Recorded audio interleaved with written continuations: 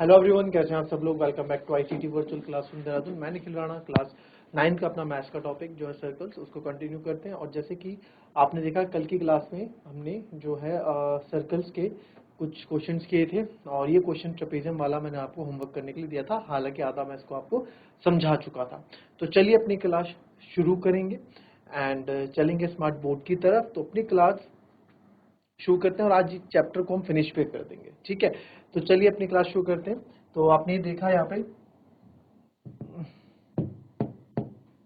If non parallel sides of a trapezium are equal, यानी कि उन्होंने क्या बोला था, जो नॉन पैरेलल साइड्स है ट्रेपेजियम की, नॉन पैरेलल साइड्स कौन सी है, नॉन पैरेलल साइड्स कौन सी है ट्रेपेजियम की, ये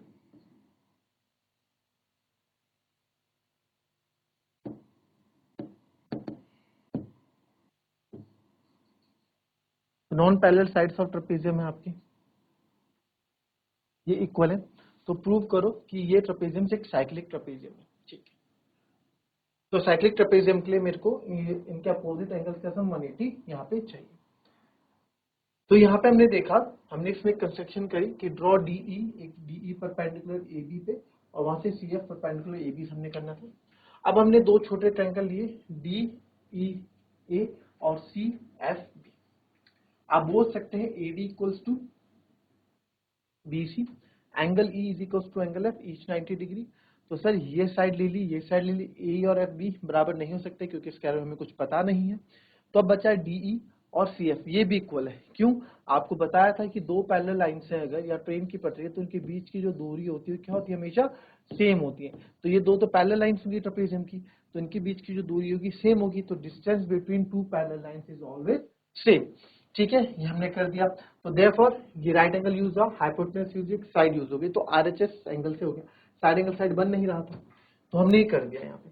अब आप देखेंगे, इससे आप यहाँ बोल सकते हैं कि सर जो एंगल ए है, ये एंगल ए है, ये एंगल बी के बराबर हो गया by C P C T. Angle A is equals to angle B, कैसे? By C P C T. Yes sir, angle A और एंगल बी आपके इक्वल हो गए। तो जब एंगल ए और एंगल बी आपके इक्वल हो गए हैं, ठीक है, एंगल ए और एंगल बी हमारे इक्वल हो गए हैं, ठीक है। अब एंगल सी और एंगल डी के बारे में देख लेते हैं, है ना। एंगल ए एंगल बी आपने इक्वल कर दिए। अब आप देखिए यहाँ पे ये एंगल 1 और ये एंगल 2 भी इक्वल होगा, बिल्कुल सर इक्वल होगा, ऑब्वियस सी बात है। अच्छा, अगर ये 90 डिग्री है, हाइट तो बिल्कुल सीधी होती है, तो ये भी 90 डिग्री होगा इधर। कैसे भाई? ऑल्टरनेट इंटीरियर एंगल, ये दोनों पैरेलल लाइन है, ठीक। ये ट्रांसवर्सल लाइन हो गई। तो सर अगर इधर 90 डिग्री है तो ये भी 90 डिग्री होगा, है ना, ये भी होगा 90 डिग्री। यस सर होगा। तो दैट मीन्स ये एंगल ई 90 है, तो ये एंगल ये वाला भी 90 होगा, ठीक है। और इधर ये 90 है तो इधर ये भी 90 होगा, ठीक है। इधर ये भी आपका 90 होगा।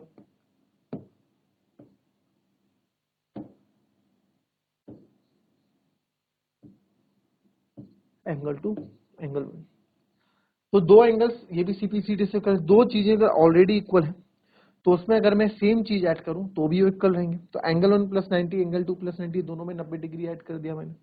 तो एंगल 1 प्लस 90 जब मैंने ऐड किया तो ये पूरा ये बन गया, और इधर ये बन गया तो ये पूरा ये बन गया। तो ये पूरा ट्रेपेजियम का एंगल हो गया एंगल डी, वो पूरा ट्रेपेजियम का एंगल हो गया एंगल सी, ठीक है। तो इसे इक्वेशन 2 बनाते हैं। फिर आप देखेंगे यहाँ पे from first and second, angle A angle B equal है, जी सर, और एंगल सी और एंगल डी इक्वल है, ठीक है। तो बाय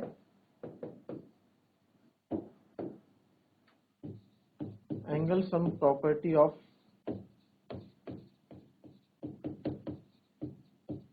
क्वाड्रिलेटरल। तो क्वाड्रिलेटरल के चारों कोणों का योग क्या होता है, 360 डिग्री होता है, और ये ट्रेपेजियम भी अपने आप पे क्या है, क्वाड्रिलेटरल है। तो angle A plus angle B plus angle C plus angle D is equal to 360 degree होगा, ठीक है। ये चारों angle, angle A angle B angle C angle D होगा, ठीक है। तो angle A equals to angle B है, angle B equals to angle C है। तो सर अगर मैं यहाँ पे एंगल ए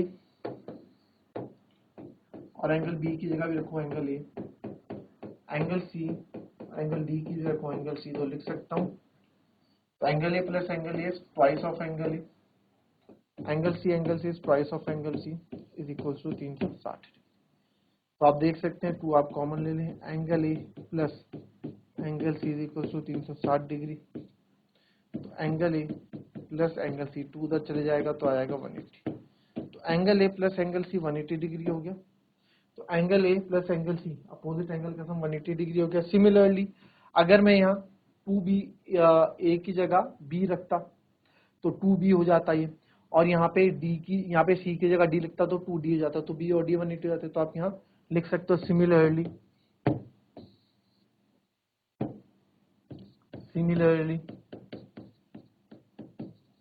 आप बता सकते हो कि सर एंगल b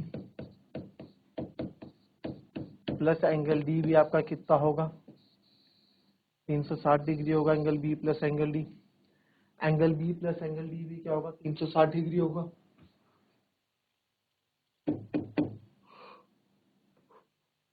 तो therefore angle b angle d हो गया, because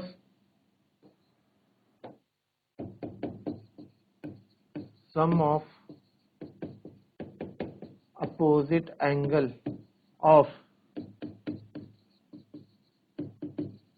angle B plus angle D 180 होगा। क्या लिख दिया मैंने,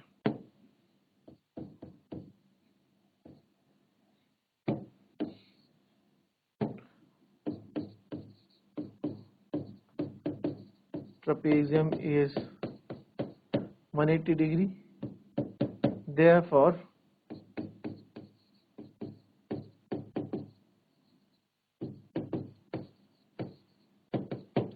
trapezium is cyclic। ये trapezium क्या है आपका, साइक्लिक है। आई बात समझ में, ठीक है, कोई दिक्कत, कॉपी कर लेंगे।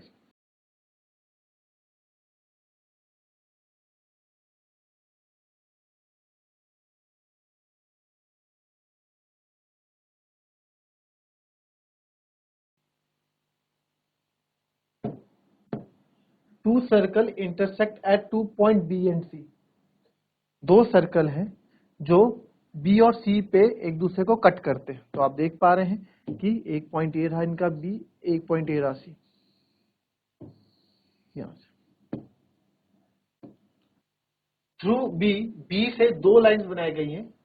इस बी से दो लाइन बनाई गई है, एक तो ए बी डी, ये आप देख रहे हैं, एक पी बी डी। ये क्या कर रहे हैं, drawn to intersect the circle at A. दोनों सर्कल को इंटरसेक्ट कर रहे हैं, कहां, किस पॉइंट पे, ए पॉइंट पे एंड डी पॉइंट पे। ए पॉइंट पे काट रहे हैं, डी पॉइंट पे काट रहे हैं और पी पॉइंट पे काट रहे हैं और क्यू पॉइंट पे काट रहे हैं, हर पॉइंट पे काट रहे हैं respectively. Prove that angle A C P is equal to angle Q C D. तो क्या बोला, angle A C P, angle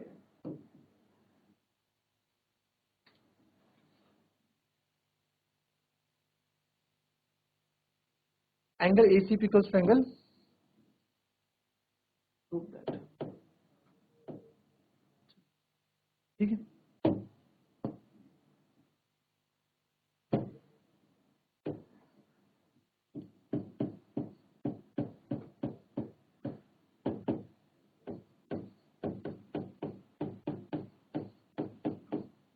ये प्रूव यहां पे करना, एंगल ACP और एंगल QCD आपका इक्वल है। तो आप देखें एंगल ACP है का AC और P, तो यानी कि ये वाला angle is equals to QCD,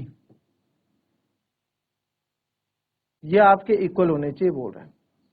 देखने में आपको लग रहा होगा कि सर ये क्वेश्चन बड़ा ही टफ है ना, बड़ा ही कठिन क्वेश्चन है, बट ऐसा नहीं, बहुत इजी ये क्वेश्चन है, बस ध्यान से इसको पढ़ ले, ठीक है। एंगल इन सेगमेंट वाला पार्ट आएगा इसमें, देखो जरा।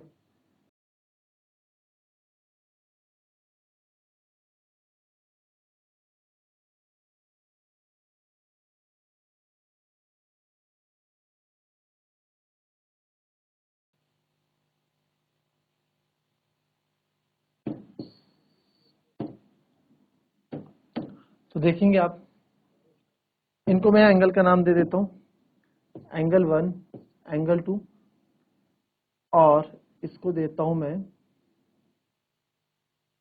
एंगल 3 और एंगल 4, ठीक है। कोई दिक्कत? अब ध्यान से देखना इस क्वेश्चन को।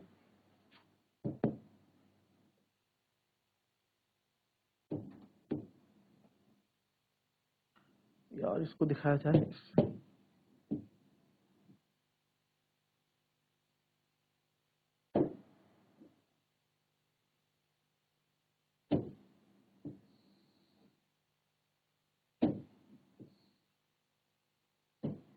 छोटा सर्कल है, ठीक है। तो छोटे सर्कल में आप देखो angle subtended bye arc D Q क्या है? डी क्यू आर्क से अगर आप ध्यान दें इस डी क्यू आर्क से, या डी क्यू कॉर्ड बना दो, कॉर्ड से कॉर्ड बनाओगे तो अलग सेगमेंट हो जाएगा। तो डी क्यू आर्क से इसी डी क्यू से मेरा एक एंगल मिल रहा है एंगल 2 और एक एंगल मिल रहा है एंगल 4। बन रहा है कि नहीं बन रहा है? बन रहा है सर। और इसी डी क्यू से तो, और ये एक ही सर्कल, कौन से सर्कल में बन रहे? छोटू सर्कल में बन रहे हैं। अगर आप ध्यान दें तो इस छोटू सर्कल में ही बन रहे हैं, छोटे से सर्कल में बन रहे हैं, राइट। तो क्या मैं बोल सकता हूं कि angle 2 is equal to angle 4, angle in same segment है, राइट। और अब आप ध्यान दें, अब जरा इन पे ध्यान दें। एपी आर्क से आपको बन रहा है एक एंगल 3। अगर आप ध्यान देंगे तो एपी आर्क से बन रहा है एक एंगल ये, और इस एपी आर्क से एक एंगल बन रहा है ये। एंगल 1 और एंगल 3 बन रहा है कि नहीं बन रहे? बिल्कुल बन रहे हैं सर। तो क्या, तो आप लिखेंगे सबसे पहले यहां पे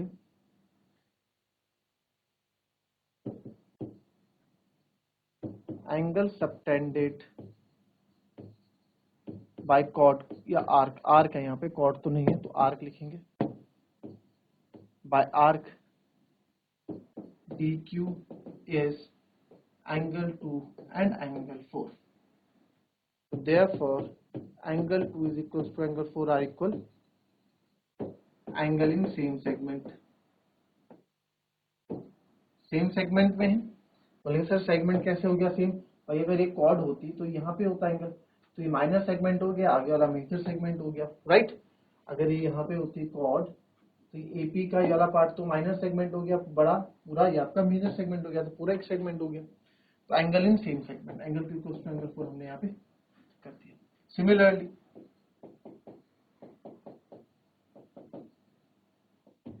angle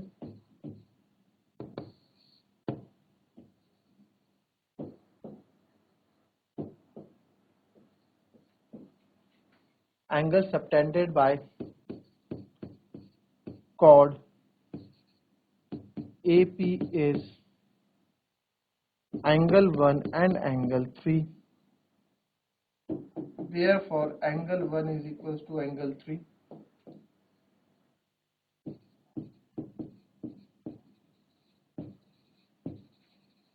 Angle in same segment are equal, ये भी आप लिखोगे, ये बन गई इक्वेशन 2। तो सर अगर मुझे एंगल 1 और एंगल 2 को इक्वल प्रूफ करने से पहले हम काफी क्वेश्चन करते हैं, तो इसमें से angle 1 angle 3 angle 2 angle 4 equal है, तो इनमें से किसी भी दो एंगल्स को आपस में इक्वल प्रूफ करना है मेरे को, तो यहाँ पे चारों एंगल आपस में इक्वल हो जाएंगे। तो अगर आप ध्यान दें, क्या ये एंगल 3 इस एंगल 4 के इक्वल नहीं दिख रहा आपको यहाँ पे? क्या एंगल 3 एंगल 4 के दिख रहा है? वर्टिकली अपोजिट एंगल बोल सकता हूँ, सेकंड इक्वेशन। एंड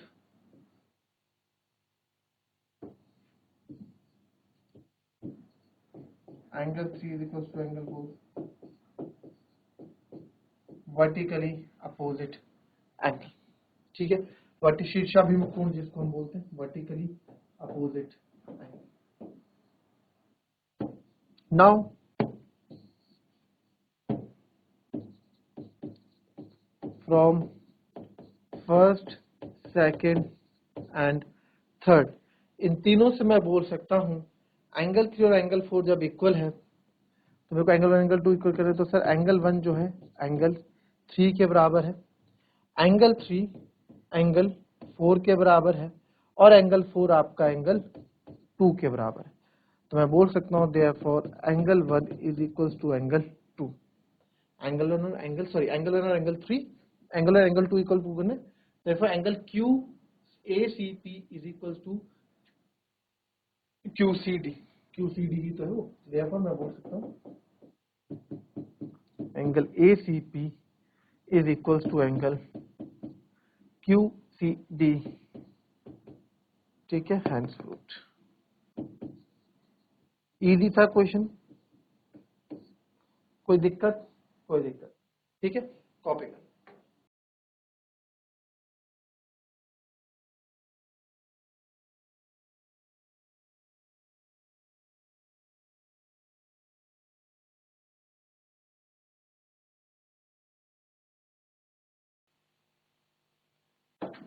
एक क्वेश्चन और आपको बता देते हैं और उसके बाद ये चैप्टर फिनिश।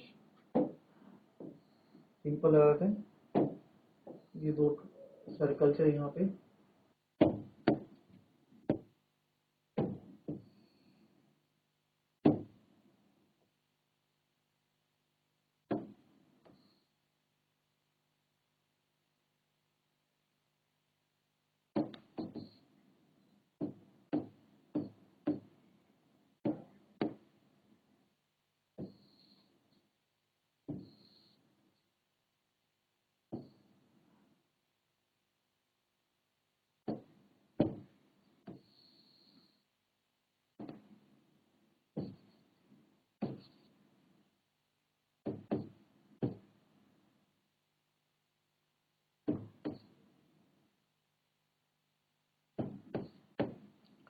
इसका सेंटर O है, इसका सेंटर O डैश है। ठीक है, प्रूव क्या करना है आपको, गिवन क्या है, ABC is triangle and AB and AC are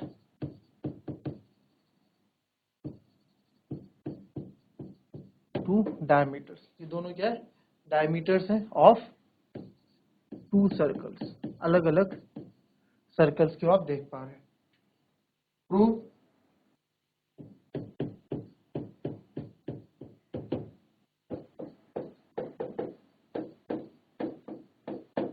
D lies on BC, कि D क्या है, BC पे लाई कर रहा है।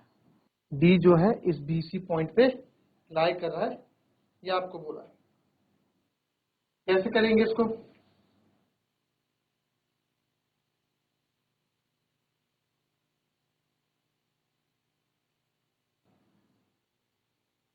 जहां पे ये सर्कल इंटरसेक्ट हो रहे हैं तो वो थर्ड लाइन पे लाई कर रहा है, यो पॉइंट वो पूछा एक तरह से क्वेश्चन आपके, आखिरी क्वेश्चन आपके बुक का। ठीक है,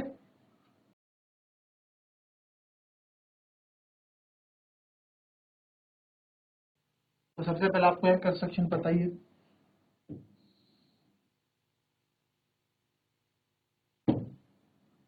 AD को ज्वाइन कर दोगे। ठीक है, तो आप यहाँ कंस्ट्रक्शन में लिख दोगे ज्वाइन AD।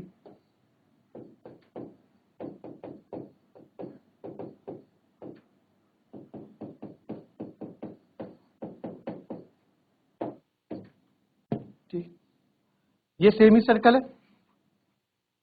ठीक है, ये सेमी सर्कल है क्योंकि बिकॉज AB इज डायमीटर।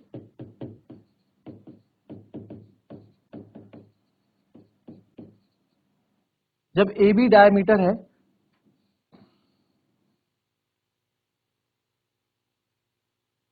तो therefore angle in semi circle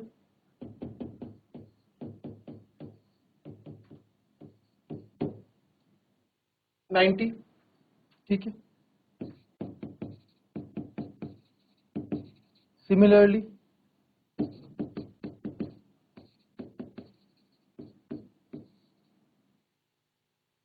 ठीक है कि AC इज डायमीटर 90 डिग्री होगा,